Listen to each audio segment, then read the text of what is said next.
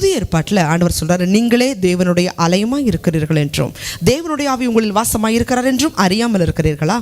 அப்போ நீங்கள் தேவனுடைய ஆலயம்னு சொன்னால் உங்களுடைய இருதயமாகிய பலிபீடத்தில் தேவனுடைய அக்கினி எரிஞ்சுக்கிட்டே இருக்கணும். நீங்கள் எப்பொழுது ஆண்டவருடைய வருகைக்கு ஆயத்தமாக இருக்கணும்.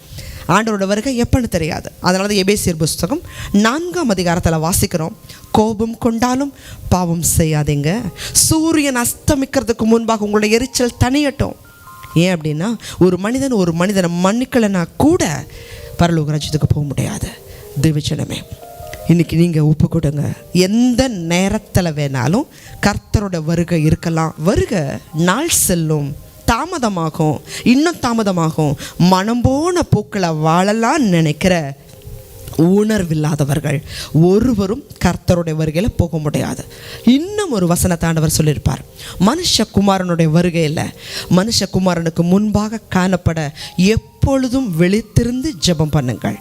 தேவஜனமே, ஜெபம் பண்ணுங்க. கர்த்தருடைய வருகை எப்போ வேணாலும் இருக்கலாம்.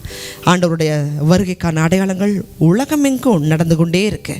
உணர்வில்லாதவர்களாக இருந்தால், பண்டிகை கிறிஸ்தவர்களா, ஞாயிற்றுக்கிழமை கிறிஸ்தவர்களா இருந்தால் ஆண்டவரோட வருகையில் போக முடியாது.